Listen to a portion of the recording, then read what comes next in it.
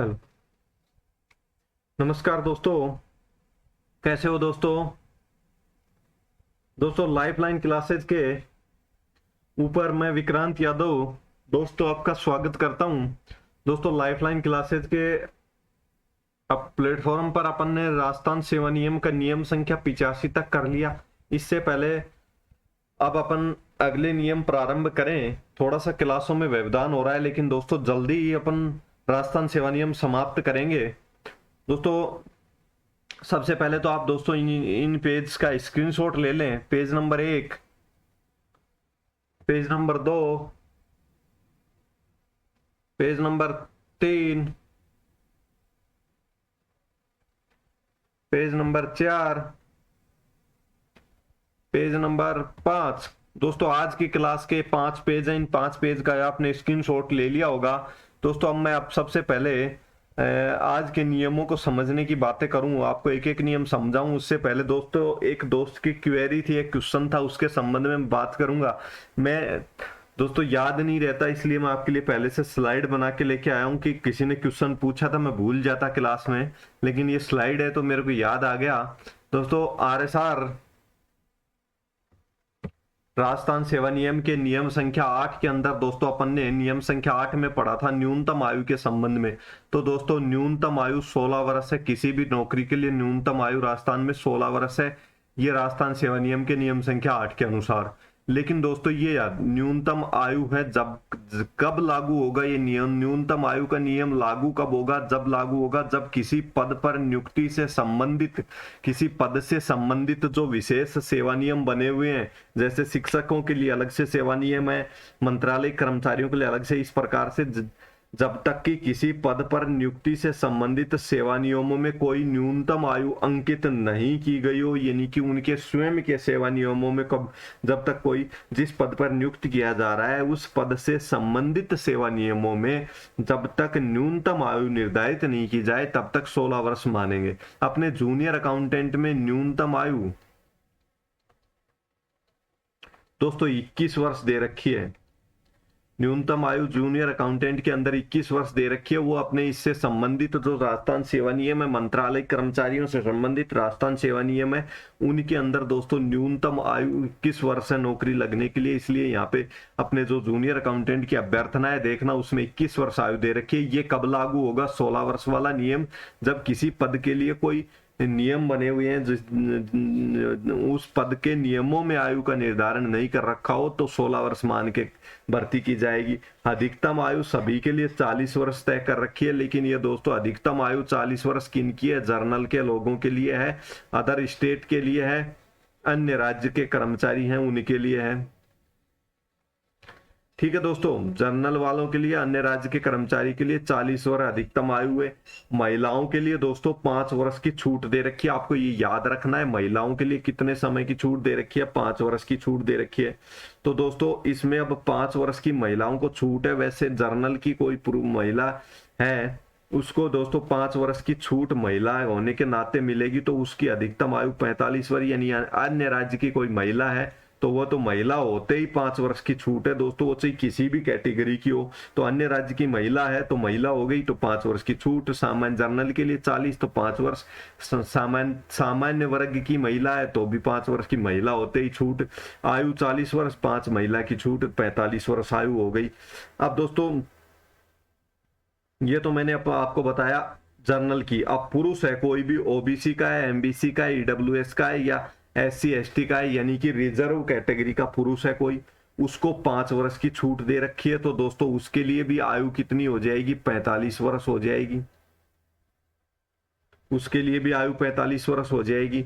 लेकिन दोस्तों OBC journal की महिलाओं की अपन बात कर चुके, 5 वर्ष की छूट के साथ 45 वर्ष हो जाएगी। लेकिन महिला किस कैटेगरी की है? ओबीसी की है, एमबीसी की है, बीएडब्ल्यूएस की है, एससी की है, एसटी की है।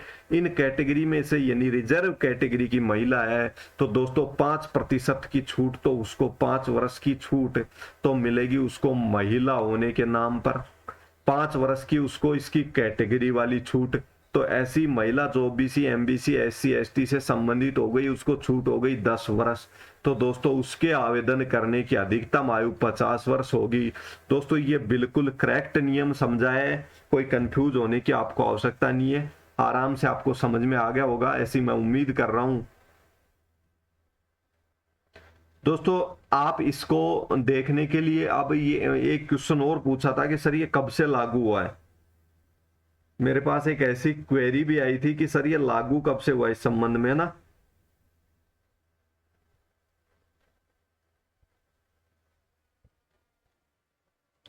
दोस्तों ये जब गहलोत सरकार बनने के बाद में दोस्तों 23/9/2022 को 23/9/2022 को अधिसूचना जारी करके सेवा नियमों में संशोधन करके ये आयु निर्धारित की गई है अधिकतम, और इस आयु में ये छूट के जो प्रावधान दे रखे हैं ये 23/9/2022 को और एक अधिसूचना जारी करके ये प्रावधान किए गए हैं। दोस्तों पिछली भर्ती में जो क्वेश्चन आया हुआ वो दोस्तों पेपर हुआ था 2016 में, उस समय ये प्रावधान नहीं थे। तो दोस्तों ज्यादा टेंशन लेने की आवश्यकता नहीं है, मैंने आपको बिल्कुल करेक्ट पढ़ाया है। बाकी फिर भी मैं मानता हूं किसी भी शिक्षक से गलती हो सकती है, मानवीय भूल हो सकती है, लेकिन अपनी यहाँ पे कोई गलती नहीं थी। तो दोस्तों अपन ने बिल्कुल सही पढ़ाया, आपके समझने में कुछ फर्क रहा तो मैं कह नहीं सकता। दोस्तों अब आपको समझ में आ गया होगा ऐसी उम्मीद करता हूँ। दोस्तों 23/9/2022 को ऐसे आदेश जारी किए गए थे। अब दोस्तों ये बात, दोस्तों नियम संख्या 96 कहता क्या है। दोस्तों असाधारण अवकाश के संबंध में नियम संख्या 961 इसके संबंध में, असाधारण अवकाश कब मिलेगा इसके संबंध में। दोस्तों असाधारण अवकाश में क्या नहीं मिलता, वेतन नहीं मिलता। दोस्तों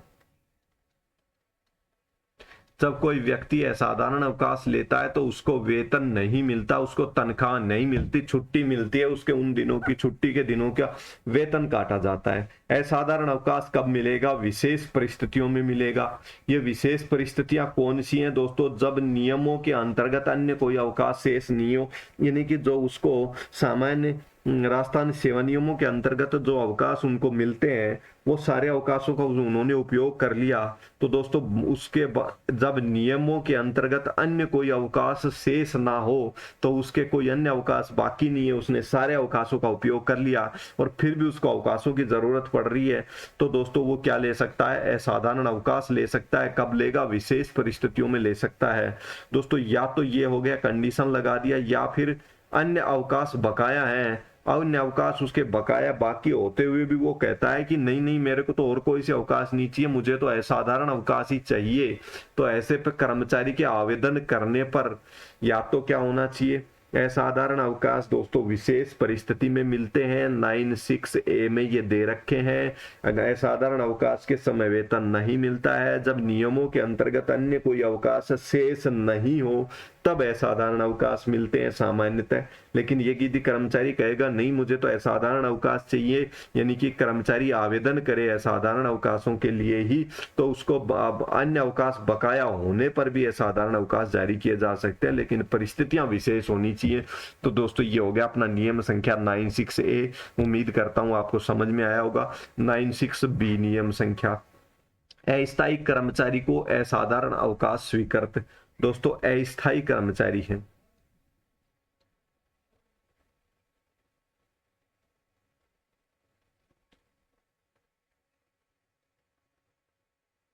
कैसा कर्मचारी है, अस्थायी कर्मचारी है, वो असाधारण अवकाश स्वीकृत।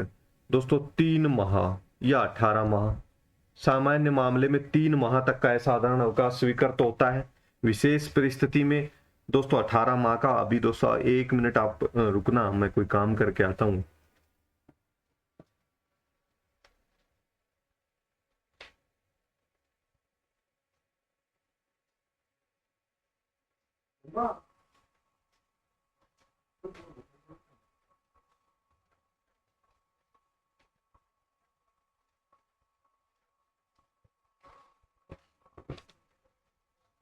सामान्य मामले में कितने दिन का अवकाश है, साधारण अस्थायी कर्मचारी को असाधारण अवकाश स्वीकृत होगा। दोस्तों सामान्यतः 3 माह का, सामान्यतः 3 माह का, सामान्यतः 3 माह का, सामान्य मामले में 3 माह का असाधारण अवकाश स्वीकृत होगा।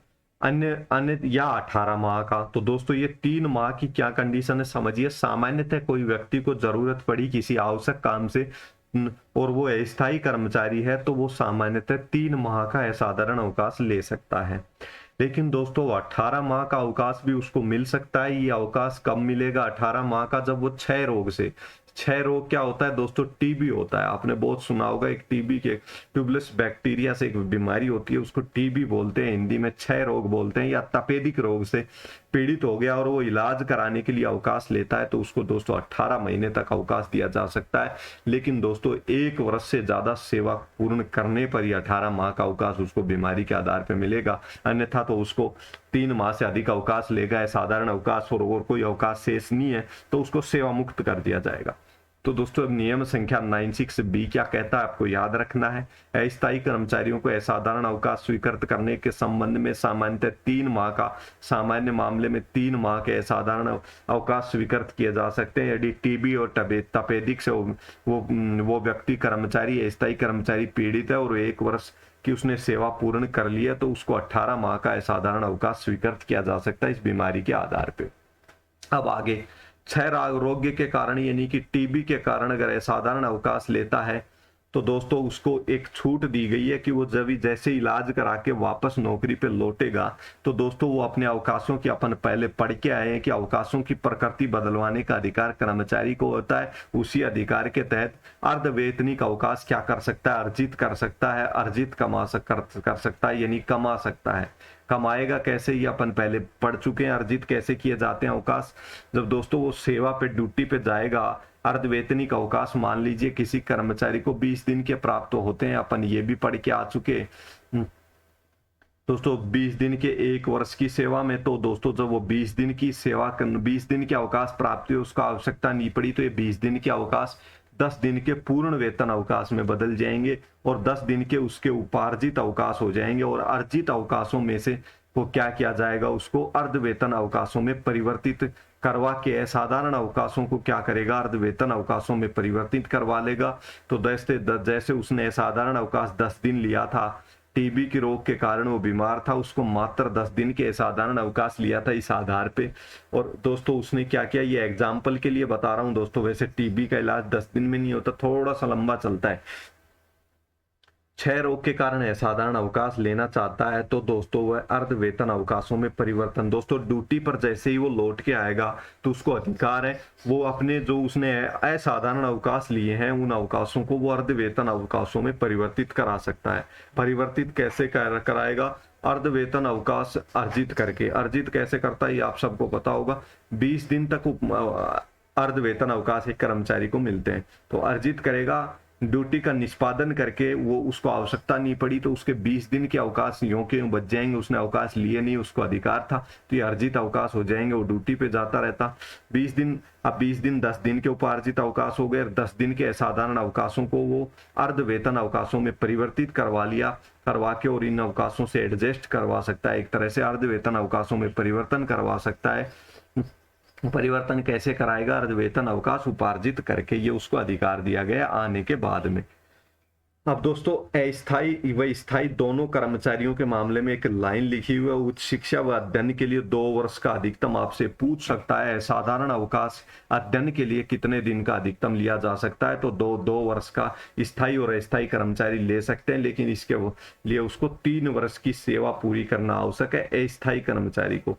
ये अपन कंडीशन पढ़ के आए हूं, नियमों में अपन ने लिखा है, ये 3 वर्ष वाली कंडीशन अपन ने नियमों में लिखा है। अधिकतम असाधारण अवकाश ले सकता है तो दोस्तों 2 वर्ष का अध्ययन के लिए, अध्ययन जहां भी शब्द आ जाए, उच्च शिक्षा या अध्ययन के लिए स्थायी व स्थायी कर्मचारी असाधारण अवकाश लेना चाहता है, ऐसी स्थिति में 2 वर्ष का अधिकतम अवकाश दे होगा। 3 महीने से अधिक का कोई असाधारण अवकाश कर्मचारी लेना चाहेगा तो वित्त विभाग से उसको क्या लेनी पड़ती है, स्वीकृति लेनी पड़ेगी। दोस्तों सुरक्षा सेवा कार्मिकों की पत्नी अगर अस्थायी कर्मचारी लगी हुई है, मान लीजिए किसी फौजी की वाइफ अगर अस्थायी कर्मचारी लगी हुई है राज्य सरकार के अंतर्गत, सुरक्षा सेवा कर्मी है। सुरक्षा सेवा कर्मी आप समझ गए होंगे, किसी भी फौजी, बीएसएफ, सीआरपी, सीआईएसएफ फौज जितनी भी होती है उनमें सुरक्षा बलों में नौकरी कर रहा है कोई किसी कर्मचारी कोई, और उसकी पत्नी है वो अस्थायी कर्मचारी है राज्य सरकार के अधीन, तो वो 6 माह तक परिवार के साथ रहने के लिए साधारण अवकाश ले सकती है। ये उसको छूट दी गई है, 6 माह तक ले सकती है। परिवीक्षाधीन प्रशिक्षणार्थी यानी कि दोस्तों जब आप जूनियर अकाउंटेंट के रूप में सिलेक्ट हो जाओगे तो आप जूनियर अकाउंटेंट के रूप में आपको 2 वर्ष का जो प्रोबेशन पीरियड पूरा करोगे, ऐसे समय में आपको 3 माह तक दोस्तों आप क्या प्राप्त कर सकते हैं, प्रवीक्षाधीन अवधि में प्राप्त कर सकते हैं असाधारण अवकाश।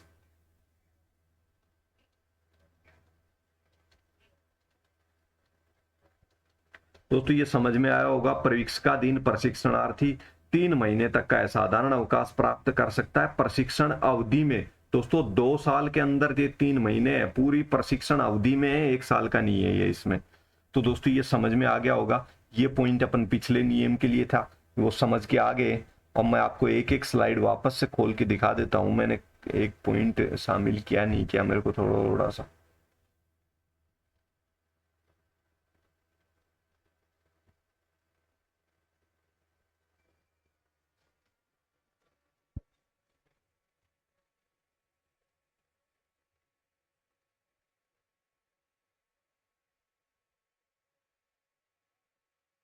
दोस्तों एक पॉइंट और समझा देता हूं मैं आपको।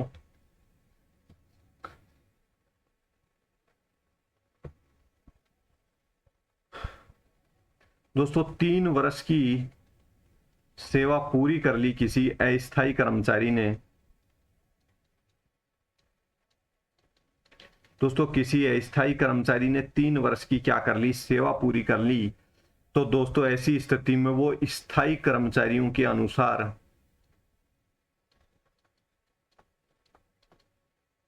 के समान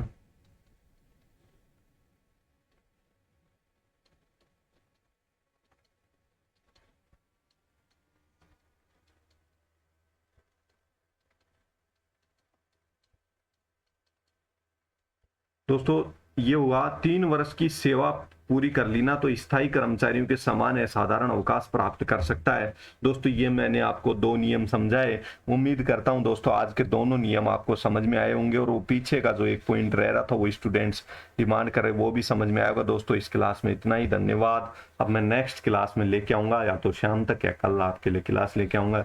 अपन अब जल्दी से जल्दी दोस्तों, मैं कोशिश तो करता हूं लेकिन समय नहीं मिल पाता, उसके लिए मैं क्षमा चाहता हूं।